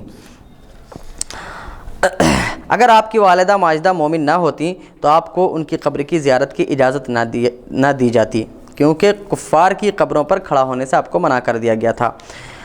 رہا یہ معاملہ کہ اللہ تعالیٰ نے آپ کو والدہ کے لیے استغفار کی اجازت کیوں نہیں دی، تو اس کا جواب یہ ہے کہ غیر معصوم کے حق میں استغفار کرنا اس کے گنہگار ہونے کا وہم پیدا کرتا ہے۔ یعنی انبیاء کرام اور فرشتے یہ دو ایسی مخلوق ہے اللہ تبارک و تعالیٰ کی جو معصوم ہے گناہوں سے، یعنی کہ ان سے گناہ ہو ہی نہیں سکتے۔ سبحان اللہ، بے شک۔ تو ان دونوں سے، انبیاء کرام سے اور فرشتوں سے گناہ کا صدور ہو ہی نہیں سکتا۔ تو جو یہ مانے کہ اللہ انبیاء سے یا فرشتوں سے گناہوں کا صدور ہو سکتا ہے تو وہ کافر ہے۔ تو جب ان دونوں سے گناہوں کا صدور نہیں ہو سکتا، لیکن باقی لوگوں سے گناہ صادر ہو سکتے ہیں جو معصوم نہیں ہیں، جو انبیاء اور فرشتوں میں سے نہیں ہیں، ان سے گناہ صادر ہونے کا امکان ہے۔ اب اگر ایسے کسی شخص کے لیے ہم استغفار کریں گے، اللہ تبارک و تعالیٰ رسول کو استغفار کی اجازت دیتا، آمنہ رضی اللہ تعالیٰ عنہا کے استغفار کی مغفرت طلب کرنے کی اجازت دیتا، تو یہ وہم ہوتا کہ حضرت آمنہ جو ہیں وہ گنہگار تھیں، جس کی وجہ سے رسول اللہ صلی اللہ علیہ وسلم نے ان کے لیے استغفار کی، مغفرت کی، معافی کی، اللہ تبارک و تعالیٰ سے دعا کی۔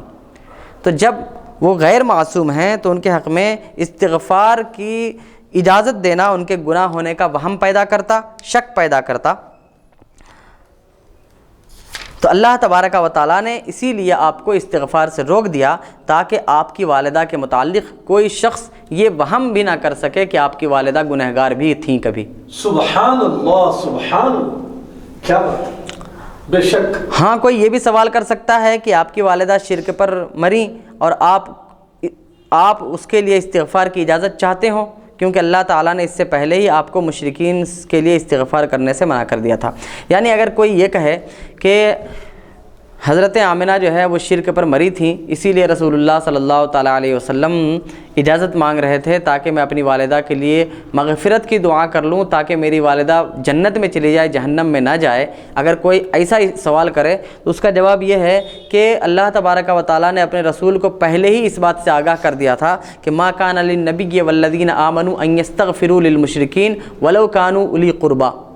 کہ نبی اور مومنوں کی یہ شان نہیں ہے کہ وہ مشرکین کے لیے استغفار کریں اگرچہ وہ اس کے قریبی رشتہ دار ہی کیوں نہ ہوں۔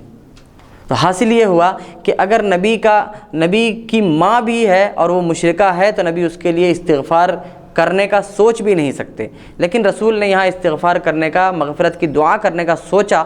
کرنا چاہا، اجازت مانگی۔ یہ اس بات کی دلیل ہے کہ رسول جان رہے تھے کہ میری ماں مومنہ ہے، کافرہ نہیں، ورنہ وہ یہ اجازت ہی نہیں مانگتے۔ اہل سنت کا مسلک یہ ہے کہ رسول اللہ صلی اللہ علیہ وسلم کے سلسلہ نسب میں تمام آباء و امہات مومن ہیں، جتنے بھی ماں باپ رہے ہیں آپ کی نسل میں، آپ کے چین میں، وہ سب کے سب مومن ہیں، اور ان میں سے کسی کا بھی خاتمہ کفر یا شرک پر ہوا اور نہ ان میں سے کوئی کسی بدکاری میں ملوث رہا۔ یعنی سب کے سب مومن رہے اور ایمان کی حالت میں سب کی موت ہوئی، اور کبھی کسی سے کسی طرح کا کوئی بھی بدکاری کا فعل، غلط فعل بھی صادر نہیں ہوا۔ زنا جو سب سے بڑا فعل ہے بدکاری میں، وہ تو دور کی بات، کسی نے غلط انداز سے، غلط نظر سے کسی عورت کو چھوا تک نہیں، سبحان اللہ، سبحان اللہ، نہ ہی اس کی طرف آنکھ اٹھا کر دیکھا۔ بے شک حضور صلی اللہ علیہ وسلم کا نور ہمیشہ اصلاب طاہرین سے ارحام طاہرات کی طرف منتقل ہوتا رہا، یعنی پاک صلبوں سے پاک رحم تک، پاک باپ سے پاک ماں کے پیٹ تک، شکم تک وہ نور منتقل ہوتا رہا۔ اور میں نے پہلے ہی بتا دیا ہے کہ پاک ماں اور پاک باپ اس وقت ہوں گے جب کہ دونوں مشرک نہ ہوں، ورنہ سب سے بڑی ناپاکی شرک ہے، تو وہی رہتے ہوئے پاک انہیں نہیں کہا جا سکتا۔ سبحان اللہ، کیا نکتہ ہے، واہ واہ واہ۔ علامہ سیوطی نے مسالک حنفا میں رسول اللہ صلی اللہ تعالیٰ علیہ وسلم کے والدین کریمین کے بارے میں اہل اسلام کے 3 نظریات پیش کیے ہیں۔ ایک یہ کہ آپ کے والدین اہل فطرت میں سے تھے اور تمام اہل فطرت نجات یافتہ ہیں۔ اہل فطرت کا مطلب یہ ہے کہ حضرت آدم علیہ السلام، حضرت عیسیٰ علیہ السلام جب عیسائیوں کے، کرسچنس کے عقیدے کے مطابق ان کو سولی دی گئی، اور ہمارے عقیدے کے مطابق جب انہیں آسمان پر اٹھا لیا گیا، اسی وقت سے وہ جو ہجری آج جو عیسوی چلتی ہے 2015، آج کی جو تاریخ ہے وہ 26 فروری 2015 جو ہے، تو یہ آفٹر ڈیتھ کہلاتا ہے ان کے بقول، یعنی کہ حضرت عیسیٰ علیہ السلام کے آسمان پر اٹھا لیے جانے کے بعد سے یہ تاریخ شروع ہوئی ہے، یہ ڈیٹ۔ تو اس کے بعد سے حضرت عیسیٰ علیہ السلام کے آسمان پر اٹھانے کے بعد سے لے کر رسول اللہ صلی اللہ علیہ وسلم کی پیدائش تک، پیدائش کے بعد ان کے اعلان نبوت تک کا جو زمانہ ہے وہ فترت کہلاتا ہے۔ عیسیٰ علیہ السلام کے آسمان پر اٹھائے جانے سے لے کر رسول اللہ صلی اللہ علیہ وسلم کے اعلان نبوت کے درمیان کا جو زمانہ ہے، یعنی تقریباً 610 سال کا جو زمانہ ہے، یہ فترت کہلاتا ہے۔ تو کہتے ہیں علامہ سیوطی کہتے ہیں کہ والدین مصطفیٰ یعنی حضرت آمنہ اور حضرت عبداللہ، یہ دونوں اہل فطرت میں سے ہیں، اور تمام اہل فطرت نجات یافتہ ہیں اگر انہوں نے شرک نہ کیا ہو، اگر انہوں نے شرک نہ کیا ہو، صرف وہ اللہ تبارک و تعالیٰ کے توحید کے ماننے والے تھے، ایک خدا کے ماننے والے تھے، تو وہ نجات یافتہ ہیں، نجات ملے گی انہیں، وہ جنتی ہیں۔ اس مسلک پر استغفار کی اجازت نہ دینے کی، تو اب اس مسلک کے اعتبار سے رسول اللہ کو استغفار کی اجازت کیوں نہیں ملی اپنی والدہ کے لیے؟ نہ دینے کی وجہ یہ تھی کہ آپ کی والدہ مکلف نہ تھیں، اور غیر مکلف کے لیے استغفار نہیں کیا جاتا، یعنی آپ کے والدہ پر آپ پر ایمان لانا اور آپ کے دین اور شریعت پر ایمان لانا، دین اور شریعت پر عمل کرنا، ان کے احکام پر عمل کرنا، یہ سب چیزیں فرض ہی نہیں تھیں، تو جس پر یہ چیزیں فرض نہ ہو، انہوں نے وہ کام نہ کیا ہو، تو اس کے لیے استغفار کیسی؟ اسی لیے اللہ تعالیٰ نے انہیں استغفار کی اجازت نہ دی۔ سبحان اللہ، سبحان اللہ۔ دوسرا مسلک یہ ہے کہ آپ کے سلسلے نسب کے تمام آبا اور امہات مومن ہیں، یعنی جتنے بھی آدم علیہ السلام سے لے کر آپ تک، حضرت عبداللہ اور حضرت آمنہ تک جتنے بھی ماں باپ ہیں اس چین میں، وہ سب کے سب مومن ہیں۔ اس مسلک پر استغفار کی اجازت کیوں نہیں دی اللہ تعالیٰ نے؟ اس کی وجہ یہ ہے کہ معصیت کا وہم پیدا نہ ہو، یعنی کہیں اس بات کا وہم اور شک پیدا نہ ہو جائے کہ اگر استغفار کی، سب کے سب مومن ہیں، سب کے سب جب مومن ہیں تو اگر رسول کے استغفار کی اجازت دے دی جائے تو کہیں عام مسلمانوں کو یہ شک نہ ہو کہ رسول کے ماں باپ بھی گنہگار تھے۔ اللہ اکبر۔ تو اس بات کے شک سے بھی اللہ تعالیٰ نے ہمیں بچانے کے لیے اپنے رسول کو استغفار کی اجازت نہیں دی، بے شک، تاکہ مومنوں کو یہ شک بھی نہ ہو کہ ان کے ماں باپ جو تھے مومن تو تھے لیکن گناہگار تھے، تو رسول اللہ صلی اللہ علیہ وسلم کی مغفرت اور ان کے دعا کی وجہ سے اللہ تعالیٰ نے ان کے گناہ معاف کیے ہیں، ایسا شک بھی نہ ہو، بلکہ بتانا یہ اللہ تعالیٰ کو کہ وہ اگر آپ ایسی دعا کریں گے تو مومنوں کے ذہن میں ایک شبہ یہ جا سکتا ہے، اسی لیے آپ کو استغفار کی اجازت نہیں ہے۔ اور تیسرا نظریہ یہ ہے کہ قبر میں رسول اللہ صلی اللہ علیہ وسلم کے والدین کو زندہ کیا گیا اور وہ قبر میں آپ پر ایمان لا کر دولت ایمان سے مشرف ہوئے، یعنی آپ کے والدین کو زندہ کیا گیا اور زندہ کرنے کے بعد آپ دولت ایمان سے مشرف ہوئے۔ اس مسلک پر استغفار کی اجازت نہ دینے کی وجہ واضح ہے کہ اہل اسلام، یعنی کہ وہ جب مسلمان ہی ہو گئے تو، لیکن میں اس تیسرے مسلک پر یہ کہنا چاہوں گا کہ جب کوئی شخص مر جاتا ہے تو اس کا مرنے کے بعد وہ اللہ تبارک و تعالیٰ کی نشانیوں کو دیکھ لیتا ہے، یعنی فرشتوں کو دیکھ لیتا ہے، عذاب کو دیکھ لیتا ہے۔ عذاب کو دیکھ لینے کے بعد اب اگر وہ شخص ایمان لاتا ہے تو اس کا ایمان قابل قبول نہیں ہوتا۔ تو اب اگر رسول اللہ صلی اللہ تعالیٰ علیہ وسلم کے والدین کے بارے میں یہ مانا جائے کہ وہ پہلے مومن نہیں تھے اور رسول اللہ صلی اللہ علیہ وسلم پر قبر میں ان کو زندہ کرنے کے بعد مسلمان کیا گیا ہے، تو ماننا یہ پڑے گا کہ ان کا یہ ایمان مقبول نہیں۔ تو اس تیسرے مسلک پر میں ان کو برقرار رکھتے ہوئے تھوڑی توضیح کے ساتھ اس مسلک کی وضاحت کرنا چاہوں گا کہ ان کے والدین اس مسلک کے اعتبار سے بھی ان کے والدین پہلے سے مومن تھے، لیکن پھر اللہ تبارک و تعالیٰ نے اپنے رسول کی دعا کو قبول کرتے ہوئے ان کے ماں باپ کو زندہ کیا قبر میں، اور زندہ کرنے کے بعد دوبارہ یہ لوگ مومن ایمان لائے اس رسول پر۔ پہلے سے مومن تھے لیکن رسول اللہ صلی اللہ تعالیٰ علیہ وسلم کی امت میں ہونے کا شرف ملنے کے لیے اللہ تبارک و تعالیٰ نے آپ کے والدین کو زندہ کیا اور انہوں نے آپ پر ایمان لایا اور آپ کی امت میں شامل ہوئے۔ تو اس شرف سے کہ اتنا بڑا شرف کہ امت محمدی ہونے کا شرف سب کو ملے، رسول کے ماننے والوں کو، اور خود رسول کے والدین کو نہ ملے، تو اسی لیے اللہ تبارک و تعالیٰ نے ان کے والدین کو زندہ کیا تاکہ اس شرف سے ان کے والدین محروم نہ رہیں۔ لیکن امت سے مفتی صاحب اس میں ایک سوال یہ ہے کہ امت سے بڑا درجہ کہ حضور صلی اللہ علیہ وسلم کے والدین کو امت کا شرف ملنے کے لیے ایسا ہوا جیسا کہ ابھی آپ فرما رہے ہیں، تو کیا یہ امت کے شرف ملنے سے بہتر نہیں ہے کہ آپ جو ہے حضور صلی اللہ علیہ وسلم کے والد ہیں، والدہ ہیں، کیا یہ امت کے شرف سے بہتر نہیں ہے؟ والدین ہونا یہ ایک الگ شرف رکھتا ہے، لیکن والدین ہونے کے ساتھ ساتھ امت محمدیہ میں ان کا شمار نہیں ہوتا۔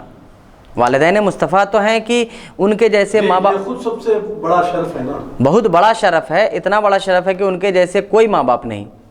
کیونکہ ایسا بچہ کسی نے نہیں جنا اور نہ کوئی جن سکتا ہے۔ تو اس درجے کے ماں باپ کوئی نہیں ہو سکتے کہ اتنا بڑا درجہ جس کو ملے کہ ایسا بچہ جس کا ہو۔ انسان ہونے کی حیثیت سے تو ان سے بھی درجے میں بڑے لوگ ہیں، جیسے انبیاء کرام جو ہیں، تو بہرحال ان کا درجہ والدین مصطفیٰ سے زیادہ ہے، لیکن جو باپ ہونے کی حیثیت سے کہ کوئی بھی اتنا مبارک باپ نہیں ہوا، کوئی بھی اتنا خوش نصیب باپ نہیں جس کا بیٹا محمد ہو، تو اس اعتبار سے ان کی فضیلت بہت زیادہ۔ لیکن پھر ساتھ ہی ساتھ یہ بھی کہ امت محمدیہ کا جو اپنا ایک شرف ہے اللہ تبارک و تعالیٰ نے جو ہمیں عطا فرمایا، وہ شرف ان کے لیے نہیں رہے گا، کیونکہ وہ اس امت میں نہیں شمار ہوں گے، اور یہ وہ شرف ہے جس کے لیے انبیاء کرام دعا کرتے رہے ہیں۔ ورنہ آپ سوچئے کہ نبی ہونا کیا امت محمدی سے بڑا ہونا نہیں ہے؟ ایک نبی بہرحال امت محمدی صحابہ کرام سے بھی بڑا درجہ ایک نبی کا ہوتا ہے، لیکن پھر بھی ایک نبی یہ کیوں دعا کر رہے ہیں کہ یا اللہ مجھے امت محمدی میں بنا؟ اس کا مطلب یہ ہوا کہ امت محمدیہ کی اپنی ایک فضیلت ہے کہ نبوت کا جو درجہ ہے وہ الگ، لیکن اس امت کا بھی شرف ہمیں ملے، یہ امت میں ہونے کا۔ سبحان اللہ، سبحان اللہ۔ تو رسول کے والدین کو اسی لیے زندہ کیا گیا تاکہ انہیں اس امت میں ہونے کا شرف ملے۔ اور آخری بات اور کیل مارنے والی بات میں یہ کہوں گا کہ یعنی بولتے ہیں نا کہ مہر مار دی جائے جس پر، وہ لاسٹ میں اس میٹر پہ کہہ دوں کہ حضرت عائشہ صدیقہ رضی اللہ تعالیٰ عنہا فرماتی ہیں، ان کے پاس ایک دسترخوان تھا، وہ دسترخوان گندا جب ہو جاتا تھا تو وہ آگ میں ڈال دیتی تھیں اور پھر نکال لیتی تھیں، اور وہ دسترخوان صاف چکا چک باہر آتا تھا۔ تو کسی نے پوچھا کہ یہ کیا معجزہ ہے؟ تو حضرت عائشہ نے فرمایا یہ وہ دسترخوان ہے جس میں رسول اللہ صلی اللہ علیہ وسلم نے اپنا دست مبارک کھانا کھا کے پوچھا تھا۔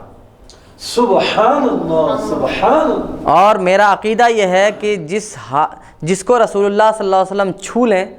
اسے دنیا کی آگ کیا جہنم کی آگ نہیں جلا سکتی۔ ہائے ہائے ہائے، سبحان اللہ، سبحان اللہ۔ دوسری بات یہ بھی کہ وہ پچھلی نشستوں میں بات آئی کہ رسول اللہ صلی اللہ علیہ وسلم کا پیشاب مبارک کسی صحابیہ نے پی لیا تھا، تو ان کے بارے میں حضور صلی اللہ علیہ وسلم نے فرمایا تم پر جہنم حرام ہو گئی۔ ایک اور پچھلی نشست میں یہ بات آئی تھی کہ ایک صحابی نے جب حضور نے پچھنا لگوایا، جس کو حجامہ کہتے ہیں، حجامہ لگوایا تو ان جو خون نکلا صحابی کو دیا، وہ صحابی لے کر ڈھونڈتے رہے کہ کہاں دفن کروں، اور آخر میں خود پی لیا۔ رسول نے جب پوچھا کیا کیا تو انہوں نے بتایا میں نے پی لیا، تو آپ نے کہا کہ تمہارے اوپر جہنم حرام ہو گئی۔ سبحان اللہ۔ تو جس خون کو پینے سے، جس پیشاب کو پینے سے، یا جس کپڑے میں رسول ہاتھ پوچھ لیں، وہ اسے دنیا کیا جہنم کی آگ نہیں جلا سکتی، تو جو خون جس شخص سے آیا ہے اسے جہنم کی آگ کیسے جلا سکتی ہے؟ کیا بات۔ ہائے ہائے ہائے، وہ خون رسول اللہ صلی اللہ تعالیٰ علیہ وسلم کو، بہرحال حضرت آمنہ اور حضرت عبداللہ کا خون ہے وہ، تو وہی خون رسول کا خون وہ پیے تو جہنم سے نجات، اور وہی خون حضرت آمنہ اور حضرت عبداللہ کے اندر ہے تو وہ جہنم میں کیسے جل سکتا ہے؟ سبحان اللہ سبحان اللہ۔ جس کپڑے کو رسول چھو لیں اسے جہنم کی آگ نہیں جلا سکتی، تو جس بطن میں رسول 9 مہینے تک رہے، جس کوکھ میں رسول 9 مہینے تک رہے، اس کوکھ کو جہنم کی آگ کیسے جلائے گی؟ بے شک سبحان اللہ۔ جس کپڑے کو رسول نے ہاتھ پوچھا، جس کپڑے سے، اس کپڑے کو جہنم نہیں جلا سکتی، تو جو رسول تقریباً 22 سال تک حضرت عبداللہ کی پیشانی میں چمکتے رہے، اس عبداللہ کو جہنم کی آگ کیسے جلا سکتی ہے؟ اللہ تعالیٰ نے رسول کو استغفار کی اجازت صرف اس لیے نہیں دی تھی تاکہ آج کے جیسے لوگوں کو یہ شبہ نہ ہو کہ رسول کے والدین معاذ اللہ گناہگار تھے۔ کیا بات ہے، اس کے علاوہ اور کوئی وجہ نہیں ہے۔ اللہ آپ کی علم میں برکت دے، عمر میں برکت دے، سبحان اللہ۔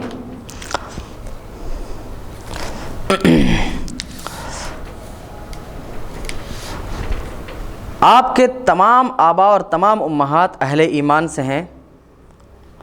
اس بات کی دلیل قرآن کریم سے۔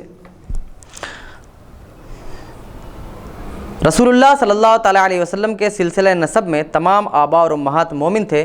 اس پر علامہ جلال الدین سیوطی نے یہ دلیل پیش کی ہے۔ قرآن مجید میں ہے الذی یراک حین تقوم وتقلبک فی الساجدین، وہ جو تمہیں دیکھتا رہتا ہے خواہ تم قیام میں ہو خواہ ساجدین میں منقلب ہو رہے ہو۔ اس کا معنی یہ ہے، اللہ تبارک و تعالیٰ اپنے بارے میں بتا رہا ہے کہ اللہ وہ ہے جو آپ کو دیکھتا رہا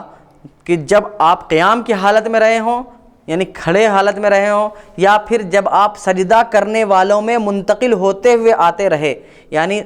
سجدہ کون لوگ کرتے ہیں؟ سجدہ کرنے والے، یہاں پر صفت بیان کی گئی ہے، یعنی مومنین کی صفت جو اللہ کو سجدہ کیا کرتے تھے، یعنی وہ لوگ جو اللہ کے سجدہ کرنے والے تھے، جب آپ ان میں پیڑھی در پیڑھی منتقل ہوتے آ رہے تھے تب بھی اللہ آپ کو دیکھ رہا تھا۔ سبحان اللہ سبحان۔ تو اس میں صاف طور پر یہ بات سمجھ میں آئی کہ اللہ کے رسول صلی اللہ تعالیٰ علیہ وسلم نے جو فرمایا لم ازل انقل من الاصلاب الطاہرین الی الارحام الطیبات یا طاہرات، تو اس کا مطلب یہ ہے کہ میں پاک صلبوں سے پاک رحموں میں منتقل ہوتا ہوا آیا، یعنی مومن رحموں سے مومن صلبوں سے مومن رحموں میں منتقل ہوتا آیا، یعنی میرے باپ بھی مومن تھے، میری ماں بھی مومن رہی، پھر ان سے جو بچہ پیدا ہوا وہ مومن رہا، اس کی بیوی مومن رہی، پھر ان سے جو بچہ پیدا ہوا وہ مومن رہا، ان کی بیوی مومن رہی۔ تو ایسا بھی ہوتا ہے کہ ایک ماں کے 5 بچے ہوتے ہیں، تو یہ 5 بچے ہیں، تو ایسا ہو سکتا ہے کہ یہ چاروں بچے کافر رہے ہوں، لیکن یہ بچہ جو رسول صلی اللہ علیہ وسلم کی پیڑھی میں جو ہے یہ بچہ یہ مومن ہے۔ سبحان اللہ سبحان اللہ۔ اس لیے کہ ایسا ہو سکتا ہے کہ مومن کے گھر کافر پیدا ہو، جیسا کہ حضرت نوح علیہ السلام کے گھر کنعان جو کافر پیدا ہوا، کافر مرا، حضرت نوح علیہ السلام نے کشتی میں بیٹھتے وقت اس کو آواز دی کہ بیٹا ابھی بھی یہ وقت ہے کشتی میں آ جاؤ، تو اس نے کہا تھا کہ میں اونچی چوٹی پر چلا جاؤں گا پہاڑ کی، وہاں میں بچوں گا لیکن آپ کی کشتی میں نہیں آؤں گا۔ تو وہ ایک نبی کے کوکھ میں نبی کے رحم صلب سے ایک کافر پیدا ہوا، تو ایسا ہو سکتا ہے کہ رسول اللہ صلی اللہ علیہ وسلم کے آبا میں، یعنی ان کے جو بھائی جو دوسرے بچے تھے وہ کافر ہو سکتے ہیں، لیکن جس چین سے رسول اللہ صلی اللہ علیہ وسلم آئے ہیں، جس سلسلے سے رسول اللہ صلی اللہ علیہ وسلم ہیں آدم علیہ السلام تک، اس میں کوئی بھی کافر نہیں ہے۔ سبحان اللہ سبحان اللہ۔ اس نظریے پر دوسری دلیل یہ ہے، یعنی رسول اللہ صلی اللہ علیہ وسلم کے تمام آبا و اجداد مومن تھے، اس نظریے پر دوسری دلیل یہ ہے کہ روئے زمین کبھی اہل ایمان سے خالی نہیں رہا، یعنی ہمیشہ روئے زمین پر ایمان والے رہے، اور آپ کا نور ہر دور میں بہترین بنو آدم میں رہا۔ سبحان اللہ۔ یعنی آپ کا نور جو تھا تو آدم علیہ السلام کے اولاد میں جو سب سے بہترین رہے ہیں اللہ تبارک و تعالیٰ نے وہاں منتقل کیا ہے، بہترین اعلیٰ خاندان جو ہے اس میں منتقل کیا۔ تو قرآن کے روح سے اہل ایمان سے بہتر کوئی نہیں ہو سکتا۔ تو معلوم یہ ہوا کیونکہ اللہ تبارک و تعالیٰ فرماتا ہے وَلَا عَبْدٌ مُؤْمِنٌ خَيْرٌ مِّن مُشْرِكٍ کہ مومن بندہ، مومن غلام، اگر کوئی غلام بھی ہے اور وہ مومن ہے تو وہ مشرک سے بہتر ہے. یعنی مشرک چاہے کتنا بڑا ہی مالدار ہو جائے اس سے بہتر مومن غلام ہوتا ہے، غلام. تو یعنی ہر حال میں ایمان جو ہوتا ہے، اہل ایمان جو ہوتے ہیں وہی بہتر ہوتے ہیں، ان سے بہتر کوئی نہیں ہو سکتا. قرآن کا فیصلہ ہے. تو اس کا مطلب یہ ہوا کہ آپ کا نور ہر دور کے مومنوں میں گردش کرتا رہا، جس سے ثابت ہوا کہ ہر دور میں آپ کے والدین کریمین مومن تھے. سبحان اللہ سبحان اللہ. ہم نے جو یہ دعویٰ کیا کہ زمین کبھی اہل ایمان سے خالی نہیں رہی، اس کی دلیل یہ ہے کہ امام عبدالرزاق نے مصنف عبدالرزاق میں سعید ابن مسیب سے یہ روایت نقل کی ہے. قال علی رضی اللہ تعالی عنہ لم یزل علی وجہ الدہر فی الارض سبعۃ مسلمون فصاعدا فلولا ذلک ہلکت الارض ومن علیہا. حضرت علی فرماتے ہیں کہ زمین پر کوئی بھی زمانہ ایسا نہیں گزرا مگر 7 مومن، کم سے کم 7 یا اس سے زیادہ مومن رہے ہیں، 7 یا اس سے زیادہ مومن رہے ہیں، کیونکہ اگر یہ نہ ہوتے تو زمین ہلاک ہو جاتی اور زمین والے ہلاک ہو جاتے. تو معلوم یہ ہوا کہ ہر دور میں روئے زمین پر مومن رہے ہیں، اور بہتر جو ہے مومن سے بہتر اور کوئی نہیں ہو سکتا. قرآن کا فیصلہ ہے. تو معلوم یہ ہوا کہ رسول اللہ صلی اللہ علیہ وسلم سب سے بہتر میں آئے ہیں، اور وہ بہتر مومن تھا، ان میں رسول اللہ صلی اللہ علیہ وسلم منتقل ہوتے ہوئے آئے ہیں. سبحان اللہ سبحان اللہ. اور اس حدیث کی سند، یہ جو حدیث جو پڑھی حضرت علی والی، یہ اس حدیث کی سند بخاری اور مسلم کی شرط کے مطابق صحیح ہے. سبحان اللہ. اور یہ بات اگرچہ حضرت علی کا قول ہے، لیکن چونکہ حضرت علی اپنی عقل سے ایسی بات نہیں کہہ سکتے کہ ایسا ایسا ہوا ہوگا، بلکہ ہوا ہے وہ انہوں نے کہا ہے. اس کا مطلب یہ ہے کہ انہوں نے خود یہ بات رسول سے سنی ہے. سبحان اللہ سبحان. تو لہذا یہ حدیث مرفوع کے حکم میں ہوگی، یعنی حضرت علی کی حدیث نہیں بلکہ رسول کا فرمان. بے شک تو اب رسول کے فرمان سے اگر ہم اس کڑی کو ملائیں تو رسول یہ کہہ رہے ہیں کہ روئے زمین کبھی بھی اہل ایمان سے خالی نہیں رہی، کم سے کم 7 یا اس سے زیادہ مومن رہے، اور اللہ تبارک و تعالیٰ نے مجھے سب سے اعلیٰ خاندان میں بنایا اور سب سے عمدہ مومن ہوتا ہے، لہذا مجھے مومنوں میں بنایا، مومنوں سے مجھے منتقل کیا. اور وہ مومن رسول اللہ صلی اللہ تعالی وسلم کے والدین تھے، تو ماننا پڑے گا کہ ہر دور میں رسول اللہ صلی اللہ تعالی وسلم کے والدین مومن تھے. سبحان اللہ سبحان اللہ. اب یہ بات کیا ہے، ہم نے کہا کہ رسول اللہ صلی اللہ علیہ وسلم بہترین افراد میں مبعوث ہوتے رہے، اس کی کیا دلیل ہے؟ تو رہا یہ سوال کہ رسول اللہ صلی اللہ علیہ وسلم ہمیشہ بنو آدم کے بہترین افراد میں مبعوث ہوئے. اس پر دلیل یہ ہے کہ امام بخاری نے اپنی صحیح میں، یعنی صحیح بخاری میں ہے کہ حضرت ابو ہریرہ سے روایت ہے بعثت من خیر قرون بنی آدم قرنا فقرنا حتی بعثت من القرن الذی کنت فی. میں ہر زمانے میں بہترین لوگوں میں مبعوث ہوتا رہا. میں یعنی رسول اپنے بارے میں فرما رہے ہیں کہ میں ہر زمانے میں بہترین لوگوں میں مبعوث ہوتا رہا، بھیجا جاتا رہا، یعنی منتقل ہوتا رہا، ٹرانسفر ہوتا رہا. اور بہترین لوگ کون ہوتے ہیں؟ تو قرآن نے فیصلہ کر دیا وہ مومن ہوتے ہیں. حتیٰ کہ ان لوگوں میں مبعوث ہوا جن میں ہوں، یعنی حضرت آمنہ اور عبداللہ، یعنی لاسٹ ان میں ہوں، تو یہ بھی بہترین. سبحان اللہ. تو معلوم یہ ہوا کہ یہ بھی مومن. اور امام بحقی نے دلائل النبوہ میں حضرت انس سے روایت کیا ہے کہ جب بھی لوگ 2 گروہ ہوں گے، 2 گروہوں میں منقسم ہوئے، جب بھی لوگ 2 گروہ میں منقسم ہوئے تو یعنی جب بھی لوگ 2 ٹکڑوں میں بٹے، یعنی کہ 2 خاندان بنا، یوں سمجھیے، جب بھی لوگ 2 خاندان میں بٹ گئے تو مجھے اللہ تعالیٰ نے، مجھے کا مطلب میرے نور کو جو منتقل ہو رہا تھا، میرے نور کو ان میں سے بہترین گروہ میں رکھا، ان دونوں میں جو بہترین تھا اس میں رکھا. پھر میں اپنے ماں باپ سے ظاہر ہوا، درا حالے کہ کبھی بھی زمانے جاہلیت کی چیزوں نے مجھے نہیں چھوا، کبھی بھی. سبحان اللہ. اور وہ کبھی بھی آدم علیہ السلام سے لے کر حضرت آمنہ تک کبھی بھی مجھے زمانے جاہلیت کی کسی چیز نے نہیں چھوا. اور آدم علیہ السلام سے لے کر میرے باپ تک میں ہمیشہ نکاح سے پیدا ہوا. سبحان اللہ سبحان اللہ. اور کبھی بھی بدکاری سے پیدا نہیں ہوا، یعنی کہ کوئی ایسا نہیں ہوا کہ بیچ میں جس تک میرا نور منتقل ہوا اس نے بدکاری کی ہو اور وہ نور بدکاری کی وجہ سے اس فاحشہ کے یہاں چلا گیا ہو. ایسا کبھی بدکاری کی ہی نہیں تو جانے کا سوال نہیں. خود حضرت عبداللہ کے بارے میں آتا ہے کہ جب حضرت عبداللہ کی ابھی شادی نہیں ہوئی تھی تو ایک فاحشہ تھی، وہ حضرت عبداللہ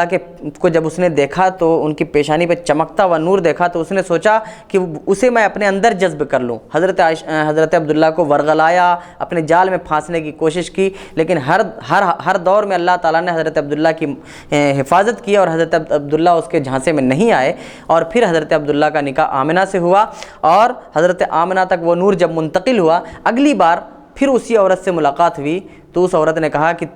تم کسی کے ساتھ ہم بستر ہوئے ہو، تم کسی کے ساتھ ہم بستر ہوئے ہو۔ تو حضرت عبداللہ نے کہا کہ ہاں میری شادی ہو گئی ہے، اس کا نام ہے آمنہ بنت وہب۔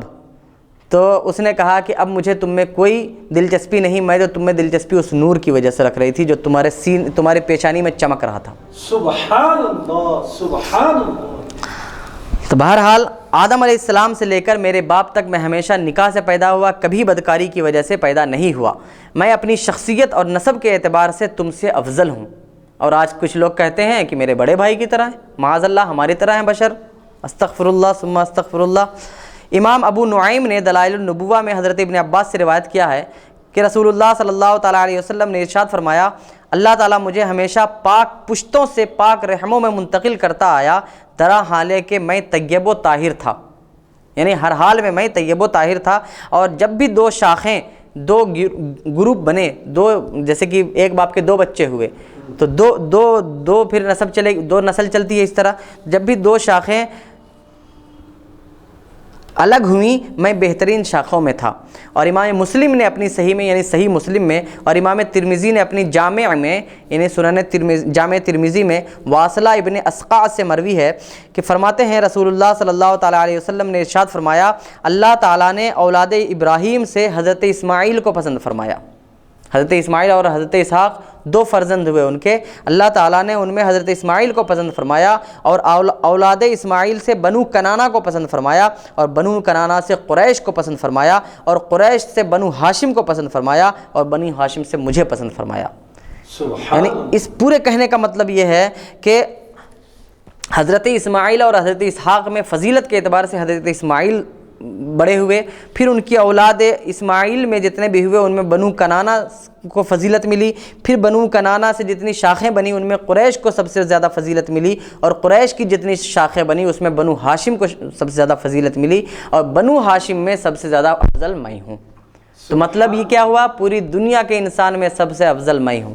سبحان اللہ، سبحان اللہ۔ امام ترمذی نے سند حسن کے ساتھ اور امام بیہقی نے حضرت ابن عباس سے روایت کیا ہے کہ رسول اللہ صلی اللہ تعالیٰ علیہ وسلم نے ارشاد فرمایا، جب اللہ تعالیٰ نے مجھے پیدا فرمایا تو بہترین مخلوق سے پیدا فرمایا،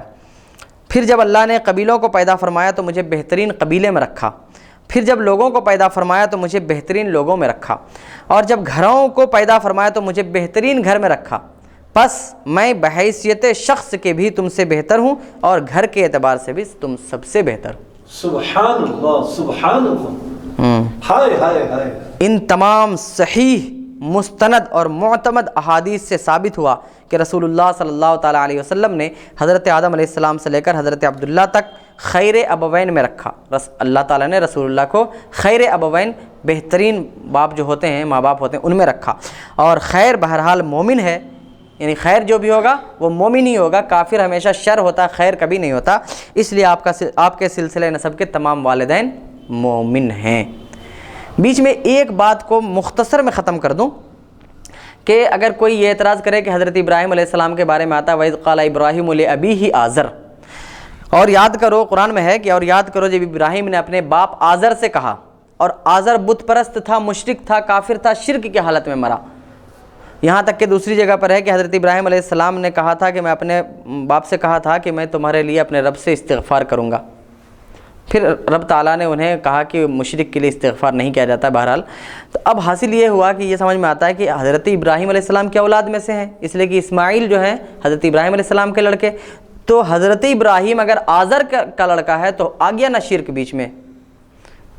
تو اگر کوئی یہ اعتراض کرے کہ آزر جو ہے وہ حضرت ابراہیم علیہ السلام کا باپ ہے، اور پھر رسول اللہ صلی اللہ علیہ وسلم کے سلسلے نسب میں جو یعنی ان کی چین میں ایک شخص ہے آزر جو مشرک ہے، تو کیسے اسلاب طاہر سے کیسے ہوا، اسلاب طاہرین سے کیسے ہوا، پاک صلبوں سے کیسے آئے وہ؟ تو اس کا جواب یہ ہے کہ ہم لوگ بھی ہندوستان کے رہنے والے لوگ ہیں، ہم بھی دیکھتے ہیں کہ ہمارے جو بھتیجے ہوا کرتے ہیں تو ابو کہتے ہیں، جیسے میرا خود اپنا ہے کہ میرے بھتیجے مجھے ابو ہی کہتے ہیں، اور ہم لوگ خود اپنے چچا کو بابا کہتے ہیں، اور بابا باپ کو کہا جاتا ہے، لیکن والد نہیں کہتے۔ تو مطلب یہ ہوا کہ عربی میں بھی ایسا ہی کچھ ہے کہ ایک لفظ آتا ہے اب اور ایک لفظ ہوتا ہے والد، اور اب جو ہے یہ چچا کو بھی کہا جاتا ہے اور باپ کو بھی کہا جاتا ہے، جس طرح کہ اردو میں بابا اور ابا یہ دونوں چچا کے لیے بھی استعمال ہوتے ہیں، لیکن بولتے ہیں نا کہ یہ میرا باپ ہے، بول کے باپ لفظ باپ کے طور پر، تو وہ چچا کو نہیں کہا جاتا۔ تو عربی زبان میں بھی اب اور والد کا استعمال ہوتا ہے، اور اب چچا کے لیے غالب ہے، جیسا کہ ابو طالب کے لیے خود اب کا استعمال رسول اللہ صلی اللہ تعالیٰ علیہ وسلم نے فرمایا ہے۔ تو لغت عرب میں اب کا اطلاق چچا پر ہوتا ہے، اور اہل تاریخ کی تصریحات سے یہ بات ثابت ہے کہ حضرت ابراہیم علیہ السلام کے والد آزر نہیں بلکہ تارخ تھے، اور تارخ کا انتقال حضرت ابراہیم علیہ السلام کے بچپن میں ہوا، کیونکہ عام طور پر نبی ایسے گزرے ہیں کہ جن کو اللہ تبارک و تعالیٰ نے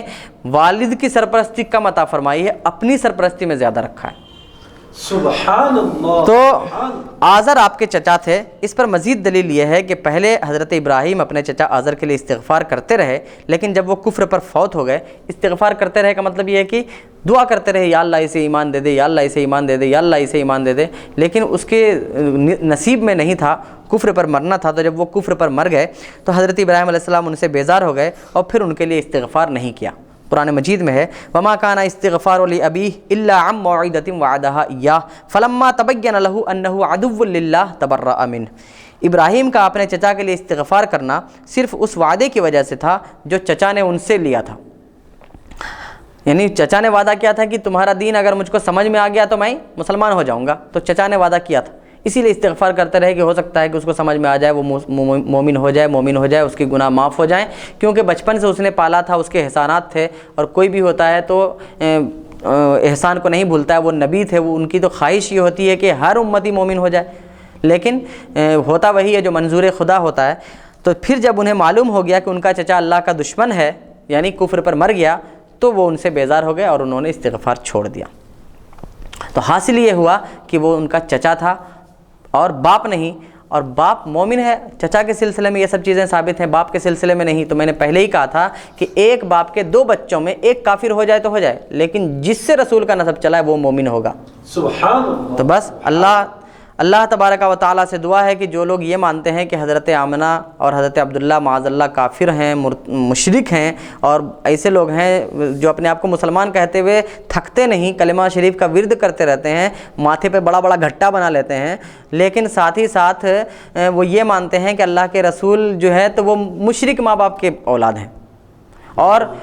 آمنہ کو ملعونہ مشرکہ کہتے ہیں، معاذ اللہ، استغفر اللہ ثم استغفر اللہ۔ ایسے لوگوں کا حشر اللہ تعالیٰ کتوں سوروں کے ساتھ کرے، مومنوں کے ساتھ ان کا حشر نہ کرے۔ آمین آمین۔ اللہ تبارک و تعالیٰ سے دعا ہے کہ مسلمانوں کو سمجھنے کی، سیکھنے کی، عمل کرنے کی توفیق عطا فرمائے، اور ہم تمام مسلمانوں کو رسول اللہ صلی اللہ علیہ وسلم کی محبت عطا فرمائے، اور رسول اللہ صلی اللہ علیہ وسلم کو بھی ہماری محبت عطا فرمائے، اور ہمیں رسول اللہ صلی اللہ تعالیٰ علیہ وسلم کا چاہنے والا بنائے۔ ہم مسلمانوں کو رسول اللہ صلی اللہ تعالیٰ علیہ وسلم کی شفاعت نصیب فرمائے، اور خاص طور سے فاطمہ امۃ القدیر صدیقی کی طبیعت خراب ہے، مولا تعالیٰ انہیں شفائے کامل عاجل عطا فرمائے۔ ہمارے والدین بھی بیمار رہتے ہیں، انہیں بھی شفائے کامل عاجل عطا فرمائے، اور ہماری اس مجلس کو قبول و مقبول فرمائے۔ آمین برحمتک یا ارحم الراحمین۔